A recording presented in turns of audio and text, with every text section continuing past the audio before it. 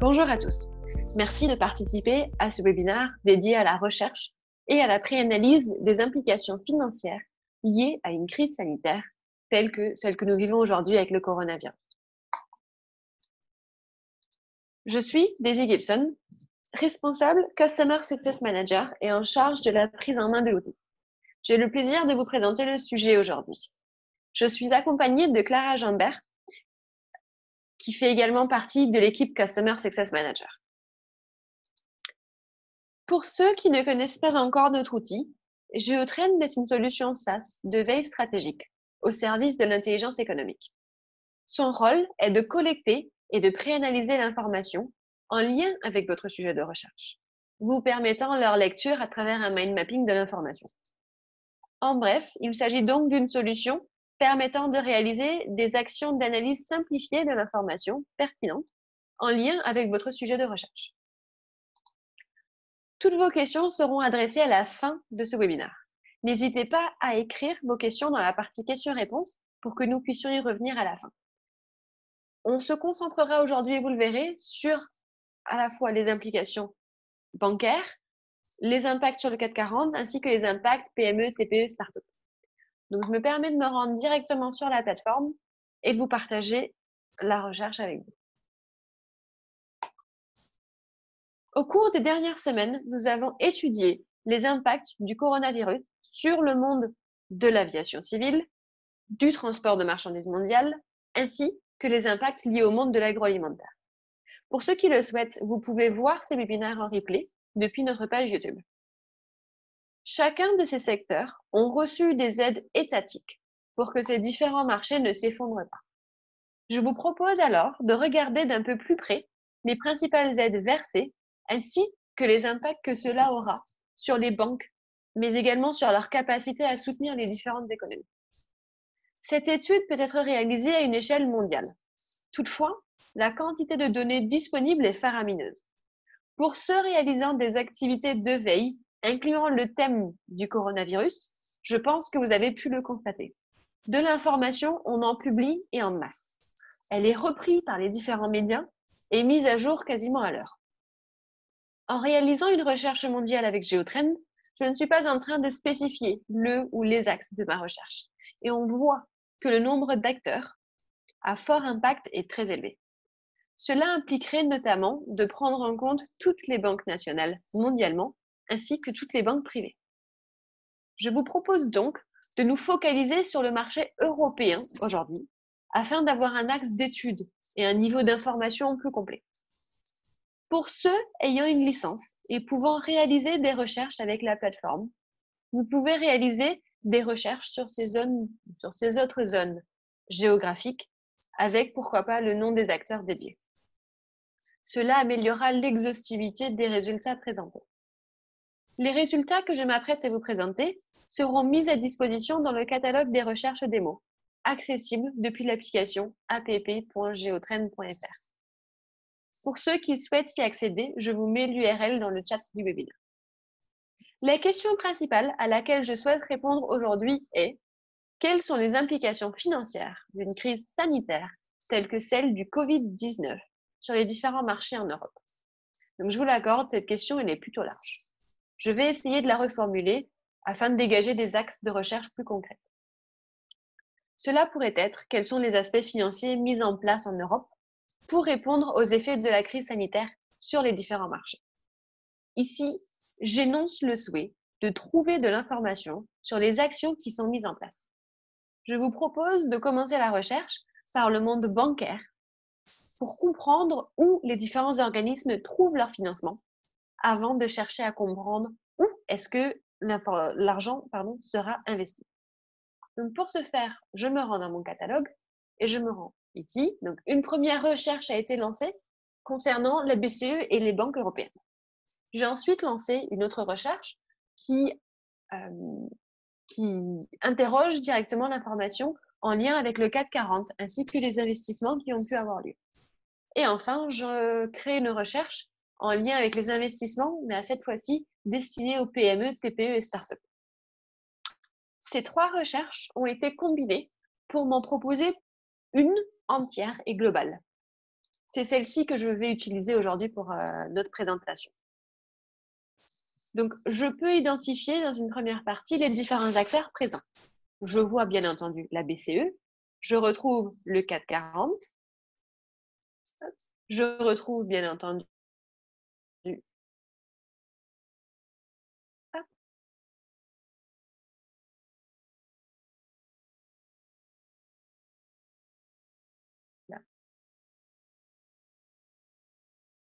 la Fed,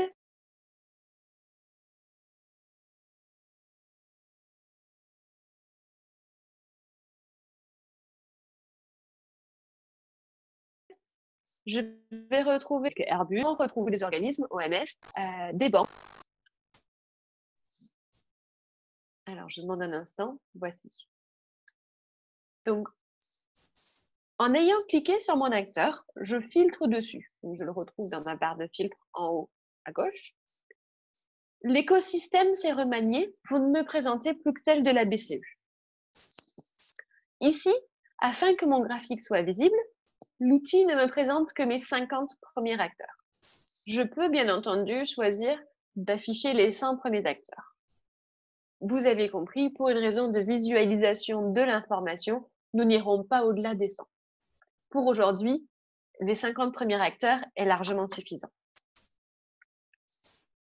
Sur ma droite, un panel de documents s'ouvre avec un résumé de mon acteur, mais également tous les documents en lien avec cet acteur. La première chose que je peux identifier est la suppression de la part de la BCE de limites concernant les rachats de dettes souveraines. Donc, anciennement, cette limite était bloquée à 33%. Je peux consulter l'article, bien entendu, pour avoir cette information-là. Donc, je vois que cette limite était anciennement de 33% et qu'aujourd'hui, la BCE décide de ne pas la respecter. Je vois également que le 18 mars, la BCE annonce appliquer un programme de rachat de dettes publiques, mais également privées, à hauteur de 750 milliards d'euros sur toute l'année 2020 pour lutter contre l'effet de la pandémie. En consultant mes articles ici, je me rends compte que ces 750 milliards d'euros viennent s'ajouter à 120 milliards d'euros qui ont déjà été annoncés en début de semaine, donc soit le 12 mars. Certains estiment que la BCE, ici, devrait agir et que les grandes banques aussi. Donc, c'est le cas, par exemple, d'Éric Dor, directeur de la recherche économique de l'ISEG, qui demande à ce que la BCE et les grandes banques aient une action pour éviter l'effondrement des différents marchés et une crise financière.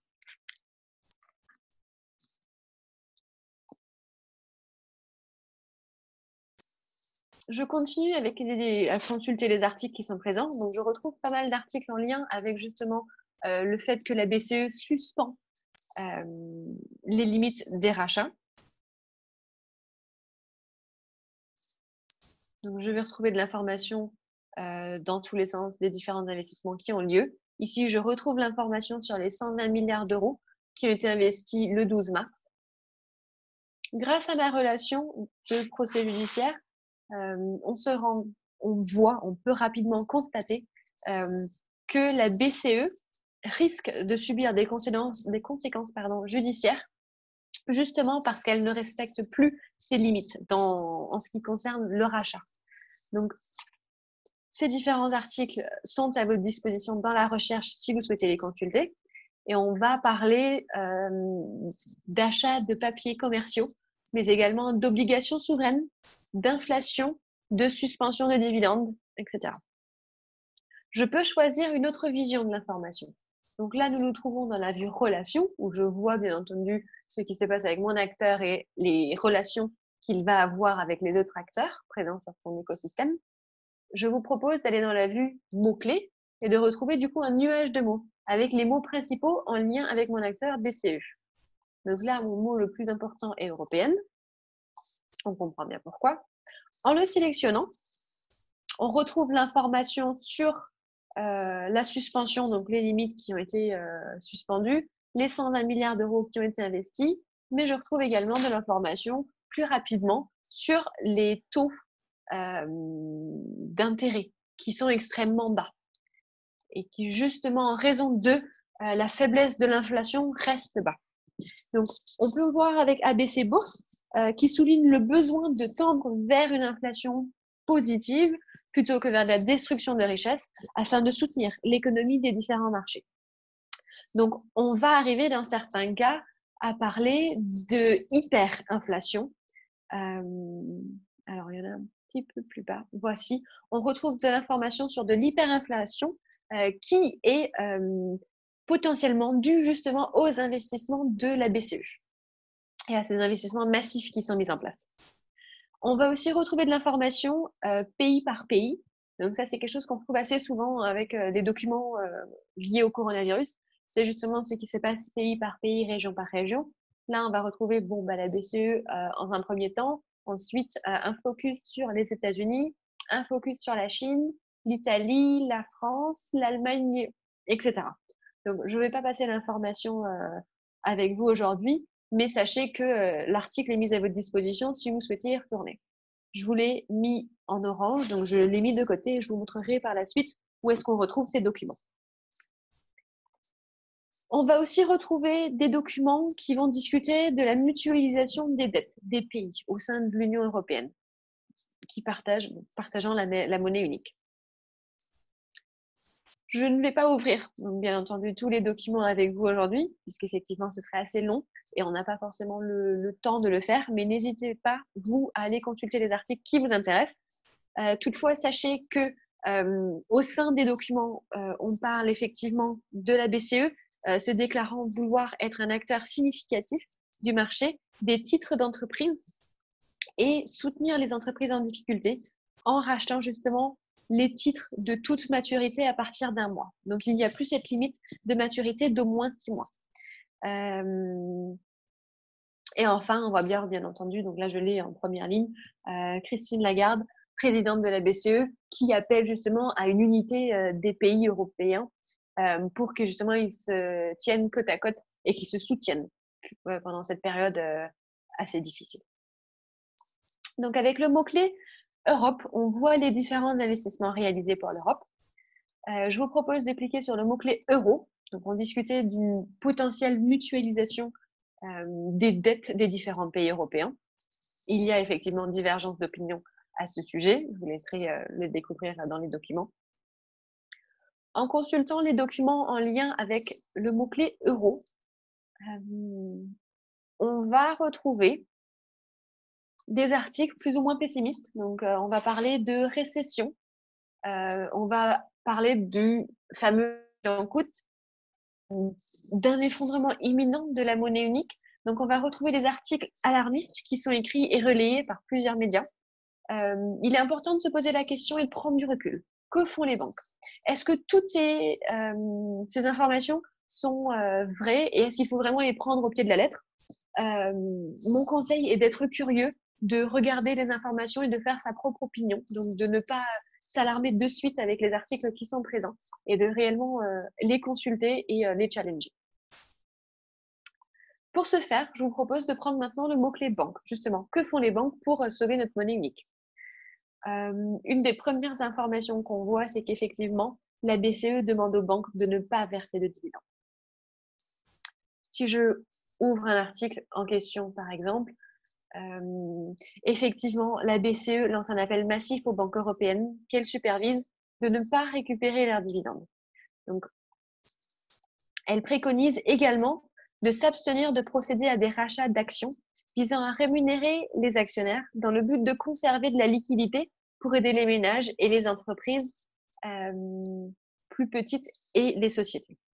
Donc, on va également retrouver l'appel qui s'étendra jusqu'au 1er octobre 2020, justement de ne pas verser ces dividendes. Je me permets de fermer l'article. Donc là, vous retrouverez des articles vraiment sur différentes axes. Donc, on sort l'artillerie lourde sur un plan d'urgence où la Fed aussi est mise en cause. on va retrouver des documents où justement on va retrouver le point de vue de Macron. Et on va aussi retrouver ici des articles de la BCE qui vont adresser la régulation. Donc ici, la BCE déclare, dans ce paragraphe, déclare s'autoriser de ne pas suivre l'évaluation prudentielle des banques et à diminuer les risques qu'elles présentent. Donc les banques pourront alors emprunter à la BCE de la liquidité en échange d'obligations. Donc les prêts alloués aux banques sont garantis par l'État, donc sans risque de crédit et sans risque de liquidité puisque le repos est garanti par la BCE. Le repos est justement l'échange d'obligations des banques contre de la liquidité. Et si vous souhaitez en savoir un peu plus, il y a un article très pertinent ici. Je vous l'ai mis également de côté pour que vous puissiez y accéder si vous le souhaitez, qui vient expliquer justement qu'est-ce que le repos et à quel moment donné est-ce qu'il est garanti par la BCE et comment est-ce que le risque de crédit par les banques est garanti, lui, par l'État.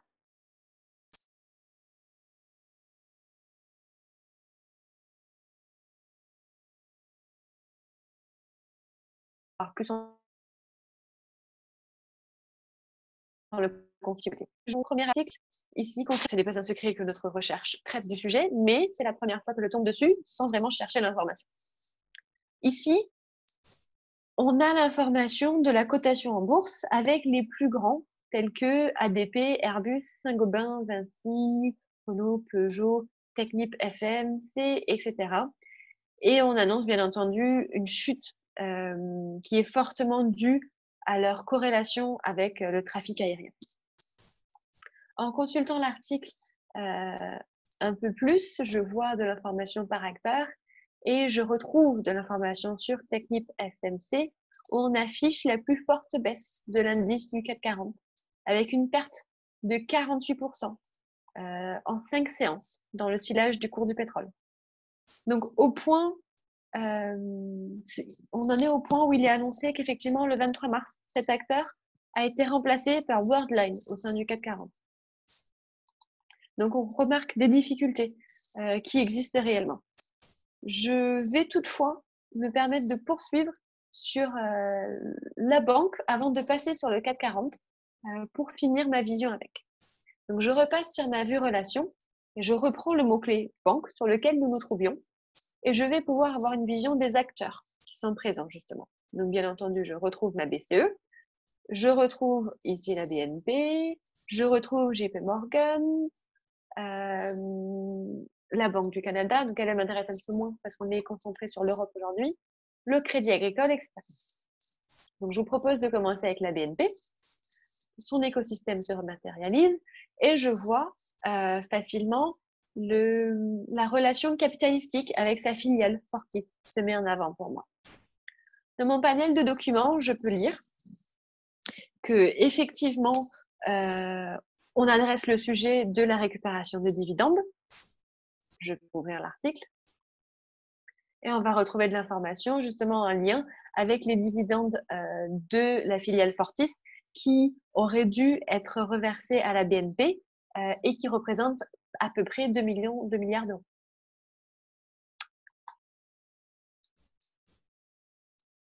Ici, j'ai un autre article qui traite du même sujet. Voilà, et je retrouve mes 1,9 milliard d'euros qui auraient dû être reversés aux actionnaires de la BNP. Donc, cela n'a pas été le cas. Effectivement, pour pouvoir conserver cette liquidité auprès des différentes banques, PME et indépendants qui auraient risqué de fermer leurs portes.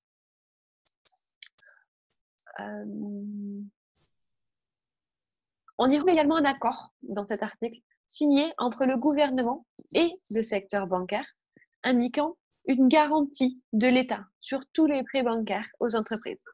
Donc, ceci recoupe ce qu'on pouvait constater lorsque nous étions pour le mot-clé banque dans la vue Keywords. Donc, cette garantie à l'emprunt est toutefois critiquée par certains médias, mettant en avant le manque de conditions liées à ces crédits et donc au manque de contrôle concernant l'usage de ces emprunts et les impacts qui en découleraient. Donc, je vous laisse en découvrir plus si vous le souhaitez par vous-même. Je vous propose de changer d'acteur et de sélectionner, pourquoi pas, le Crédit Agricole que nous connaissons. Donc ici, je vois bien dans mes articles qu'il s'agit d'une entreprise du CAC 40. Et on retrouve à nouveau de l'information sur le reversement des dividendes qui est attendu. Donc là, on va retrouver la polémique autour des dividendes, mais également les difficultés dues à leur cotation en bourse avec le CAC 40. Je vous propose de passer du coup justement à l'acteur CAC 40, parce qu'il n'arrête pas de remonter dans les derniers termes qu'on a pu rechercher. Donc je sélectionne mon acteur CAC 40 et je passe à son panel de documents. Le premier article m'annonce un plan d'urgence colossal. Et en l'ouvrant, on retrouve l'information sur les 750 milliards d'euros qui ont été investis le 18 mars et l'information sur les 120 milliards d'euros qui ont été annoncés le 12 mars. Un peu plus bas dans l'article, je vais retrouver de l'information sur la cotation du CAC 40 avec une dégringolade qui s'avoisine au 37% depuis mi-février. Donc ici, je retrouve de l'information globale sur l'état de santé, si on veut, du CAC 40, mais on retrouve également de l'information plus spécifique. On peut constater qu'en effet, au cours des 4 premières semaines de la crise sanitaire, on a annulé tous les efforts réalisés les 4 dernières années. Donc, on constate soit une chute de 34% depuis son plus haut niveau, qui est il y a écrit le 12 septembre, je pense que c'est une copie. On va être sur le 19 février, pardon, et jusqu'au 12 mars dernier.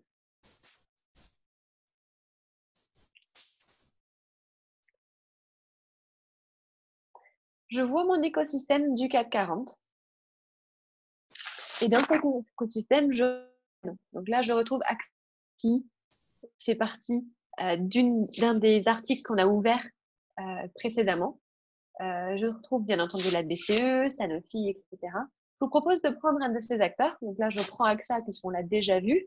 J'aurais pu prendre n'importe quel acteur, bien entendu. Et ça me permettra d'avoir de l'information plus spécifique à cet acteur. Donc, on voit AXA, on voit aussi ses différents concurrents, donc Swiss Life, Groupama. Donc, c'est grâce aux relations que j'arrive à les identifier. Et je vois également une relation de partenariat entre AXA et l'Institut Pasteur. Et je retrouve l'information ici, où effectivement, l'Institut Pasteur reçoit des financements de la part d'AXA. En ouvrant cet article, par exemple, donc on va retrouver cette information, je vais également pouvoir identifier les différents investissements qui vont avoir lieu un peu le jour. Donc, c'est la façon dont cet article a été écrit. Et je vais retrouver ici, par exemple, le 15 avril, on a eu un investissement de 39 millions d'euros à mesure extra-contractuelle et solidaire. On va aussi retrouver un investissement de la part des assureurs d'1,75 milliard d'euros, dont la moitié est dédiée aux TPE, PME et artisans commerçants. Donc, on retrouve vraiment des efforts qui se mettent en place.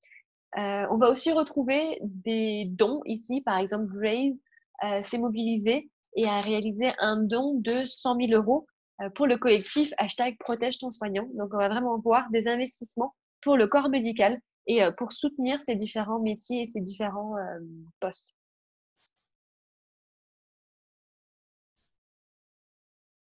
On va trouver d'autres actions de la part d'AXA. Ici, par exemple, je retrouve l'information où on cède 3,35%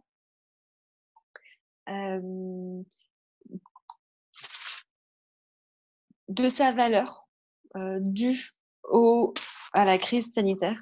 Donc ici, l'information m'est donnée dans le paragraphe, elle me suffit. La source qui est boursorama.com ici Je l'estime comme fiable, surtout dans ce sujet, et l'information m'est suffisante. Donc, je n'ai pas forcément besoin d'ouvrir le document pour consulter l'information qui est présente. Enfin, dans le second article ici, l'assurance à l'épreuve du coronavirus, j'apprends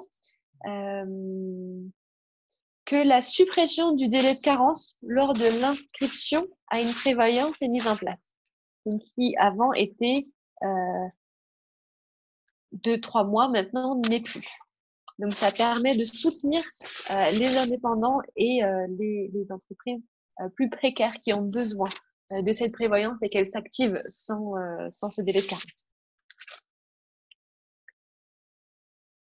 Après avoir vu, donc là, je me suis concentrée uniquement sur AXA. On peut prendre 2 acteurs si vous le souhaitez. Là, je vous propose d'aller voir justement quels sont les investissements qui sont mis en place. Et lorsque nous étions sur la vue Keywords précédemment, j'avais vu le mot-clé fonds et le voici. Donc, je vais pouvoir regarder justement les fonds d'investissement et quelles sont les actions qui sont mises en place. Donc là, on retrouve un article qu'on vient de consulter sur les différents investissements des assurances.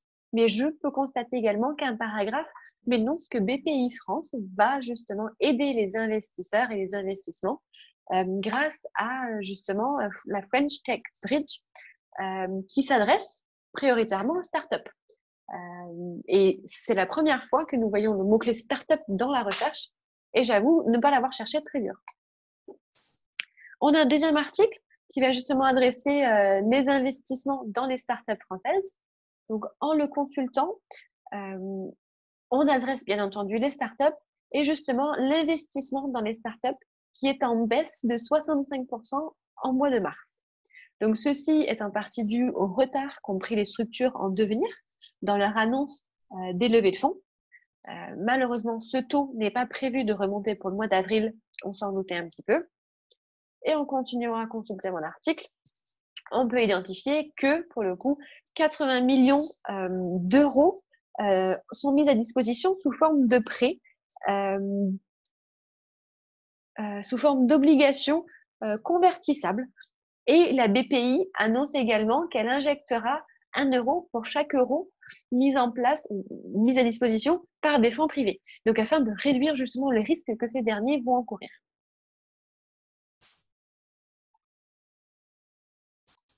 Donc, je vous propose d'aller plus loin dans justement les startups en utilisant le mot-clé startup. Je veux en apprendre plus. Donc, en cherchant le mot-clé startup, je vous propose de nous rendre dans la vue document qui se trouve ici et qui va me permettre de consulter tous les documents en lien avec ce mot-clé. On voit de suite des informations concernant les financements. Et si je prends celui-ci par exemple, alors, parfois les documents sont assez longs. Je me permets de faire une recherche rapide sur les startups et je me rends compte que j'ai justement un plan de soutien de 4 milliards d'euros pour soutenir la trésorerie des startups.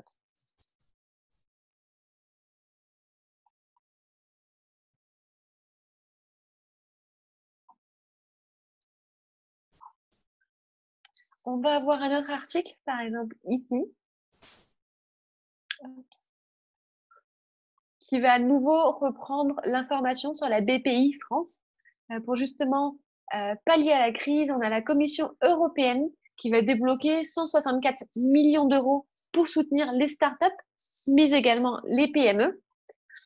Et BPI France qui est là pour garantir une énorme partie de ces prêts qui vont être contractés par les entreprises auprès des banques. On vient de parler de PME. Donc, c'est à nouveau la première fois qu'on parle de PME et d'investissement en lien avec eux. Je peux choisir de chercher avec le filtre Keywords les PME pour consulter les articles en lien avec eux. Donc ici, on me présente 24 documents en lien avec les investissements pour les PME.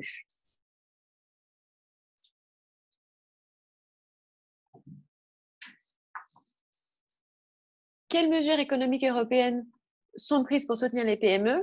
Je pense que c'est exactement l'impression qu'on est en train de se poser.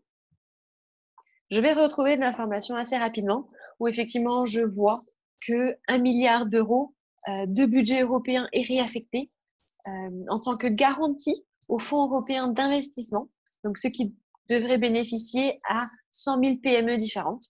On va également retrouver 8 milliards d'euros de prêts de fonds de roulement qui vont être mis à disposition et garantis. Et enfin, le groupe BEI, qui a pour objectif de catalyser 10 milliards d'euros d'investissements supplémentaires pour ce profil d'entreprise. Donc, on le voit, on retrouve différents articles très pertinents et très intéressants qui parlent de la valorisation de ces PME, justement, de l'inquiétude qui existe. Donc, c'est normal qu'il y en ait et vous le retrouverez dans ces documents. Donc, on va manquer un peu de temps aujourd'hui pour voir ces différents articles. Mais je souhaitais souligner tout de même que parmi les 3300 documents qui sont mis à votre disposition dans cette recherche, nous n'avons que consulté une cinquantaine, soixantaine d'articles. Donc, bien d'autres pistes existent au sein de ce recueil d'informations et je vous invite à la consulter afin d'en savoir plus et de dénicher l'information qui justement vous intéresse. Pour ceux qui ont des questions, je vous propose de les adresser dorénavant, enfin de les adresser maintenant et de passer à la partie questions-réponses avec vous.